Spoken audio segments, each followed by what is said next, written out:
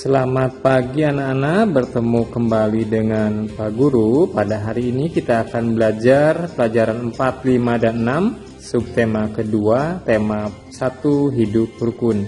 Pada kesempatan ini dengan Pak Guru akan belajar pelajaran bahasa Indonesia tentang kalimat ajakan dalam sebuah lagu.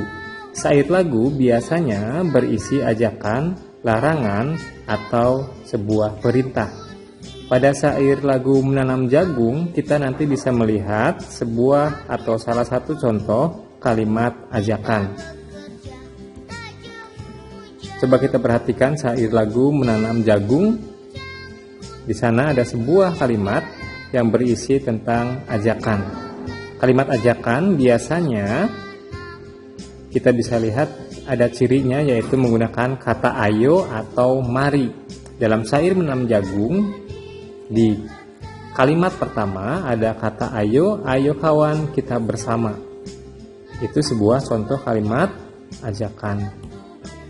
Nah, anak-anak tentu biasanya atau pernah mengajak teman untuk mengajak sesuatu. Nah, seharusnya, sebaiknya anak-anak mengajak seseorang atau teman atau siapa saja dengan menggunakan kata-kata yang santun. Dan ketika kalimat ajakan kita ditolak, sebenarnya atau sebaiknya juga kita tidak boleh marah. Karena kalau kita sudah marah, itu akan mengganggu kerukunan kita dengan teman. Kita contoh sebuah percakapan yang sudah ada di layar anak masing-masing. Itu percakapan antara Jonas dan Made. Pak Guru akan bacakan sebuah percakapannya. Jonas, ayo kita bermain bola basket di lapangan. Maaf Made, aku tidak dapat bermain basket dulu karena aku dipanggil oleh Pak Guru. Nah, di sana kita bisa lihat ada satu kalimat ajakan dan ada satu kalimat penolakan, di mana Made mengajar Jonas untuk bermain basket, tetapi Jonas menolaknya. Kita perhatikan, penolakan yang diucapkan oleh Made itu merupakan penolakan yang sopan.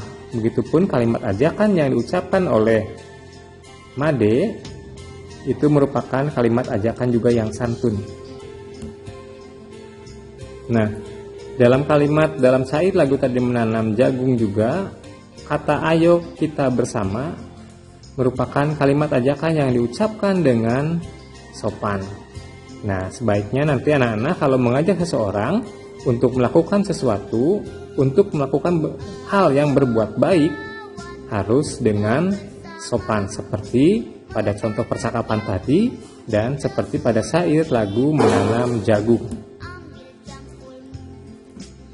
Demikian pelajaran bahasa Indonesia pada pagi hari ini.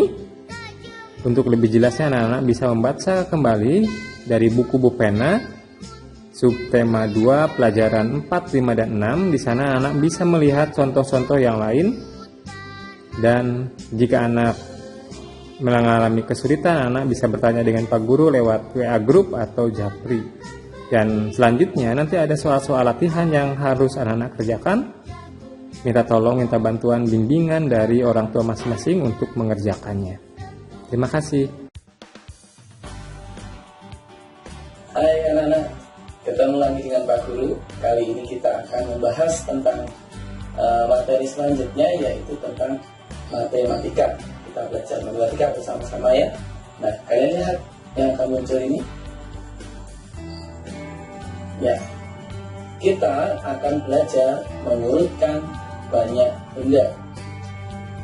Nah, mengurutkan banyak benda itu dapat dilakukan dari yang paling sedikit atau yang paling banyak, tergantung pertanyaannya, dari yang paling sedikit atau yang paling banyak. Nah, urutkan angka penyusun itu mulai dari ratusannya dulu. Lalu setelah angka ratusannya misalnya ada yang sama, kalian urutkan puluhannya. Kalau puluhannya itu masih ada yang sama, baru urutkan yang satuannya, seperti itu ya. Nah, kita akan melihat sebuah contoh ya, untuk mengurutkan banyak benda. Nah, contohnya adalah seperti ini pertanyaannya ya. Urutkan bilangan 434, 461, dan 353 mulai dari yang terbesar. Nah, urutkan angka pada nilai tempat yang sama. Urutkan mulai dari angka ratusan, puluhan, lalu satuan. Nah, kita lihat penyelesaiannya. Kalian lihat di layar kalian. Ya, ada tabel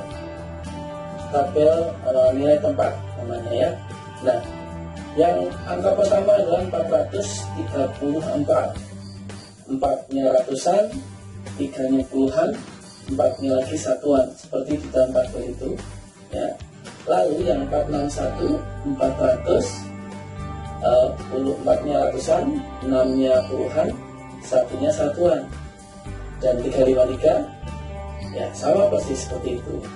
Nah, angka yang terbesar adalah yang 4, 6, yang di ratusannya ada angka 4, puluhannya ada angka 6, dan satuannya ada angka 4 yang angka terbesarnya.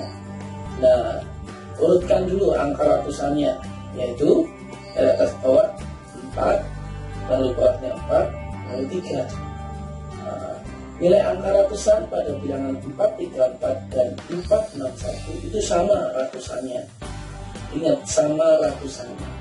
Nah, lalu bandingkan kemudian angka puluhannya ya, yaitu 3 dan 6. Nah, kira-kira kalau 3 sama 6 besaran mana? Nah, besaran 6 ya. Angka 6 lebih besar dari angka 3. Maka angka 461 itu lebih besar dari 434. Mudah kan? Nah, maka urutannya dari yang terbesar ke yang terkecil yaitu 461, 434, 353. Nah, seperti itu. Mudah kan? Nah, kalau urutan dari yang paling kecil, yang paling kecil adalah 353, lalu naik angka besar mungkin 434, lalu yang paling besar 461. Nah, itu jadi mudah, langsung bisa dibolak balik menggunakan tabel nilai tempat. Nah, memudahkan menurutkan matematika angka dari yang terbesar ke yang terkecil. Selanjutnya, silahkan kalian mengikuti SPDP kali ini ya. Nah, langsung saja kita masih belajar tentang gerak tari lagi ya. Nah, mengidentifikasi gerak keseharian dalam sebuah tarian. Nah, ayo kita mulai dengan mengikuti gerakan berikut ini ya. Nah, kita melakukan gerakan seperti gambar ini ya. Gerakan 1, 2, 3, 4, 5, 6, 7, 8. Jadi 1, 2, 3, 4, 5, 6, 7, 8. Anak-anak bisa? Nah, coba dipercepat sedikit. 1, 2, 3, 4. 1, 2, 3, 4. 1, 2, 3, 4. Kayak robot ya. 1, 2, 3, 4. 1, 2, 3, 4. Nah, itu contoh sebuah gerak keseharian dalam tarian. Untuk lebih jelasnya kalian nanti bisa membaca di buku Pupena yang SPDP untuk gerak tari dalam keseharian. Baik, cukup sekian materi dari Pak Guru. Selanjutnya kita akan belajar PPKN dari Pak Wawan. Silakan Pak Wawan. Pada kesempatan ini, anak-anak belajar dengan Pak Guru pelajaran PPKN tentang pengamalan sila ketiga dan sila keempat di tempat bermain. Kita sebagai warga negara Indonesia memiliki rasa persatuan, walaupun kita berbeda-beda agama, berbeda suku, berbeda warna kulit, berbeda sifat dan sebagainya. Tapi kita harus memiliki rasa persatuan. Pada pelajaran ini kita akan membahas persatuan di tempat bermain. Di antaranya, bermain dengan teman yang berbeda suku. Jadi semua teman itu sama, tidak boleh membeda-bedakan. Kemudian yang kedua, menjaga kekompakan dalam permainan.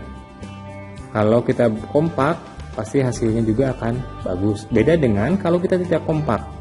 Mungkin saja kita bisa mengalami kekalahan dalam sebuah permainan. Kemudian yang ketiga, kita juga harus menerima kekurangan dari teman. Tidak boleh mengejek, apalagi menghina. Tetapi kita harus menerima kekurangan dari teman-teman kita. Karena manusia itu diciptakan oleh Tuhan tidak sempurna, pasti memiliki sebuah kekurangan. Nah, selanjutnya kita akan belajar tentang pengamalan sila keempat Pancasila di tempat bermain. Sila keempat mengajarkan kita jika setiap permasalahan sebaiknya diselesaikan dengan musyawarah. Musyawarah untuk mencapai sebuah kata mufakat. Ketika bermusyawarah, setiap orang berhak memberikan pendapatnya. Namun, jika pendapat belum disetujui, maka kita harus menerimanya dengan lapang dada, tidak boleh marah. Jadi kita harus menerima setiap keputusan yang sudah diambil dalam proses bermusyawarah. Setiap ada anak atau setiap ada orang yang mengungkapkan sebuah pendapat, kita juga harus menghormatinya, memberikan kesempatan untuk mengungkapkan sebuah pendapat. Banyak sekali contohnya dalam sebuah permainan, si A pengen bermain ini, si B pengen bermain ini, si C pengen bermain ini. Semuanya memiliki keinginan dalam sebuah permainan, tetapi untuk memutuskan permainan apa yang akan dilakukan, kita bisa melaksanakan dengan cara bermusyawarah untuk tadi mencapai sebuah mufakat atau keputusan bersama. Nah, demikian materi PKN pada pembelajaran 5 dan 6. Nanti anak-anak bisa lebih jelasnya dengan membaca kembali buku Bovena tentang materi ini. Dan selanjutnya Pak Guru akan memberikan soal-soal latihan. Nanti anak-anak bisa mengerjakannya tentunya dengan bimbingan dari orang tua. Nah, jika anak mengalami kesulitan, Pak Guru siap menerima. Jika anak bisa bertanya kepada Pak Guru lewat WA Group atau Japri. Selamat mengerjakan.